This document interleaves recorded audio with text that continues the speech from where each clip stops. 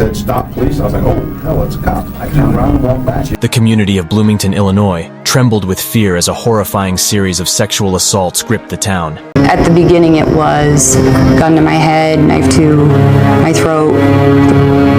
Every single thing he did, he was physically threatening me. I was in shock, absolute shock.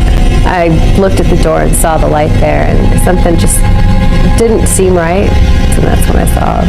And what does he say to you? He said that, "I'm only here to burglarize you.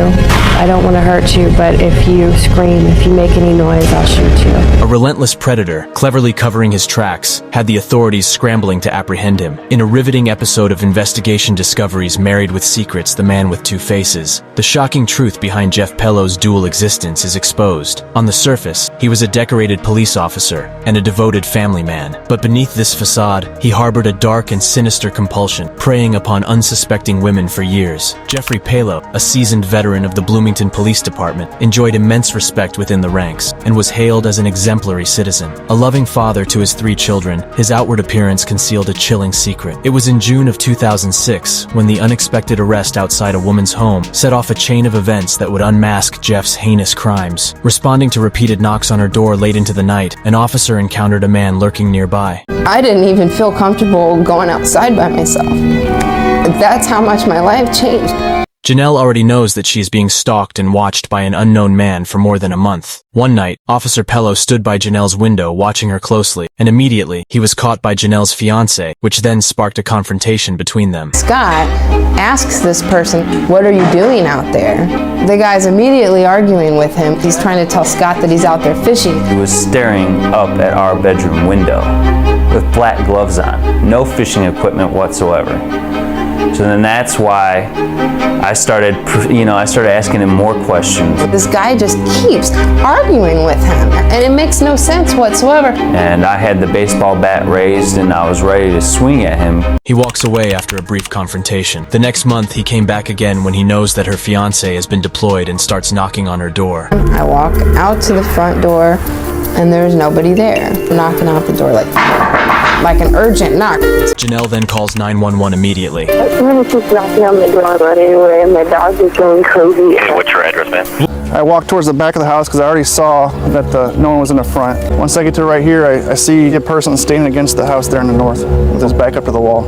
As soon as he turns around, I yell, "Police, stop, police." I didn't know if he was going for a gun or a weapon. I draw my gun and point at him and yell, show me your hand. When ordered to turn around at gunpoint, the realization struck that it was none other than Jeff himself. His feeble explanation of house hunting for his mother-in-law immediately raised suspicions, leading to his apprehension. Subsequently, a chilling revelation emerged, linking him to a string of sexual assaults spanning from 2002 to 2005. These abhorrent acts followed a disturbing pattern. The assailant would stealthily break in, clad in black attire and a menacing ski mask. Following the assaults, he compelled his victims to shower, erasing any shred of evidence that might point back to him. When Officer Jeffrey Pello was apprehended, he underwent an interrogation conducted by a fellow officer. Despite his familiarity with such situations, he displayed noticeable nervousness and evident distress through his body language throughout the questioning process. This isn't the way we want this to happen. We want to talk about what's going on because we're not absolutely sure what's going on. Okay? What are you talking about? I have to read you your rights first. Right, am I under arrest? At this point, you're not free to go. At this point. So I'm under arrest. If I'm not free to go, I'm under arrest. Well, we're in a custodial situation. That's why I am going to read you your rights. All right, because you came down here in their car. I don't know where we're going to go. I don't know where we're going to go. What's going on? I don't even know what you're talking about here. I understand that, Jeff, and you understand, just like I do, that I can't talk about anything until we get this a little bit out of the way, okay? All right. You have the right to remain silent. Anything you say can be used against you in a court of law. You have the right to talk to a lawyer and have one present with you while you're in question. If you can afford to hire a lawyer, one will be appointed to represent you before any question if you wish. You can decide any time to exercise these rights and not answer questions or make any statements. Do you understand those rights I've explained to you? course I did. Okay, have those rights in mind, you wish to speak with me. About what? Okay. Last night, all right, there was an issue that came up, right, out on the southwest side of town, all right? You know what I'm talking about? There's I want to hear what you have to say about it, and I'm really hoping there is a good explanation for it all. Did you meet up with the police officer last night? You're talking about Zena?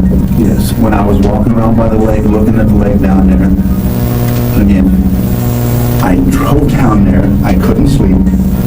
All right, houses come up for sale in that area all the time. I'm interested in buying my mother-in-law a house. She lives up in Gridley, and she's, you know, she's poor, she's on a fixed income. I want her to move closer to us. Houses come for sale, there's a townhome right there for sale. It won't work, but anyway, I was looking to see what kind of access went down to that lake, that's all.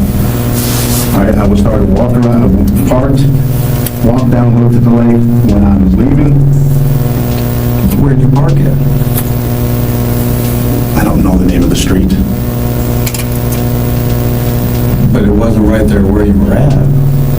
It was by the lake. That lake goes behind those houses. You know, you understand how difficult the situation this is for everyone involved, including yourself. Really? All Yes, right? I understand. And irregardless of what, you know, our feelings are towards each other and all that kind of stuff, I think we've always got along. I think we've always been able to speak openly about that. There's just some things that happened last night that just doesn't add up. And you know, Jeff, you know, as a former investigator yourself, that there are things that we know, okay, such as the way that you met up with David, you know? You freaked him out. You freaked him out. Why would you be in between two houses, looking at the houses? I couldn't keep going straight. There's a drainage thing that goes down the lake. I couldn't keep walking. So I walked up, the dog started barking, and oh hell. So I walked up between the houses, gonna go up to the road. All right. He comes around, I thought maybe it was the homeowner. I was like, I don't want to startle, you know. He startled me, so I turned to walk back down. He said, stop, please. I was like, oh, hell, it's a cop. I turned around and walked back. Jeff. But you know, as being a police officer, that kind of thing is not within the norm. We don't, as police officers, we don't walk around at 12:30 at night in the morning, walking in between the houses. I went to walk between the houses. I was by the lake. I couldn't keep going, so I walked up between the houses. I mean, that's it. I mean, that is it. That's it. Think about what you're telling me. I am thinking about what I'm telling you, the truth. I went down there, looked, what kind of public access is down there? I walked, I started going west side, but there's fences, and I was, oh hell, and I come back around the other way. All right, again, I can't go no further. There's a drainage thing that comes down and fills that like overflow, I guess, I don't know, whatever it is. So I started, you know, the dog started barking, so I walked up between the houses, go up to the road, and yes, to be on the road, so I'm not walking up between, you know, it just... Even though he was clearly caught by a fellow police officer, he is still trying to play innocent and deny it. Maybe in his eyes, it's normal for police officers to look for houses to buy at 12:30 a.m. in the morning at people's home. Christy Mills, one of his victims, awoke to the presence of an intruder who brandished a gun, subjecting her to a horrifying ordeal that lasted 45 agonizing minutes. Afterward, he forced her into the shower, meticulously removing any trace of his malevolence, including the very sheets that bore witness to his unspeakable acts. Did you know why he was putting you in the bathtub? I didn't. I thought he was going to kill me there. This is always going to be with me. Sarah Gleege, another survivor, bore witness to a similarly harrowing experience, enduring 3 grueling hours of terror. Her assailant confessed to stalking her for months, callously disregarding her pregnancy as he violated her. She chillingly recounted, "He knew everything about me, from the appearance of my sister to the make of my fiance's car, even my work schedule." Back in the interrogation room, as you can see, his nervousness raises awareness for the detective, and he starts asking him more questions that will make him nervous, so that he might confess. But you weren't on the road until I was going to the road. All right? That's where I was walking up to, was go up to the road. Walk down to my truck and drive away, because I was done looking at the lake. There's no access going down to the lake, so... Okay, Jeff. We're past the point of you were there, right? You readily admit that you were there. Yes. In between those two houses. Yes. All right. I was just walking from the lake up to the... Okay. If you get a call of someone walking in between two houses at 12:30 in the morning, I don't know what call brought him out there. Yes, of course. of course. I mean, the person who called this in has every right in the world to do this, correct? I have no idea who called it in. All right. What they called in wasn't me. All right. Dave said last night somebody knocked on somebody's door. I didn't knock on anybody's door. I didn't knock on anybody's door. I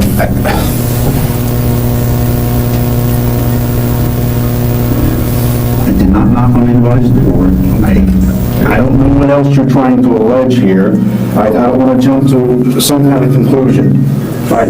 All this isn't about because I walked up between that, from that lake up between those two houses. Absolutely. Absolutely. All right. Absolutely. You know, I don't know what else you're talking about. We're talking about you standing up with your back to the house and trying not to be identified. What? Having your back up against the house and not trying to be seen as David walks by. I was walking up, I saw someone coming, so I stopped. I turned to go back. Again, the dog's barking. I didn't want somebody to think I was doing something wrong. He said, "Stop, police." I was like, "Oh, hell." So I turned around and walked up to him. I wasn't standing with my back against no house. Well, I think you're minimizing a little bit. I'm not minimizing anything. He said, "Stop, police." Was there a little bit more than that? No, that's what he said. You didn't see the gun he had pulled on you? No. You were unaware that he pulled a gun on you? I did not know he did that. No, I did not.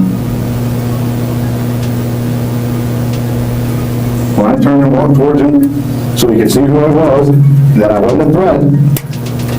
Well, You know, his hand was at his side. He was like, we talked for what? we talked for a moment. What would you talk about? He asked me what I was doing. I told him what I was doing. That you were there to look for a house for your mother-in-law at 12:30 in the morning. I'm interested in houses in that area. There's that lake. But I was looking to see what kind of access there is down to that lake. My mother's disabled. I mean, she can walk, but she can't walk too far. Well, I didn't see any access down there. I mean, off the cul-de-sac, you can go down there. But as far as a public sidewalk going down there, I didn't see one. With mounting evidence pointing directly at Jeff, he swiftly became the prime suspect in these atrocities. 3 of the 4 courageous survivors identified him from photographs, and 2 even recognized his voice. The prosecution presented a compelling case, highlighting his use of the work computer to research the victims before the attacks. License plates, they told me, had been run 3 different times.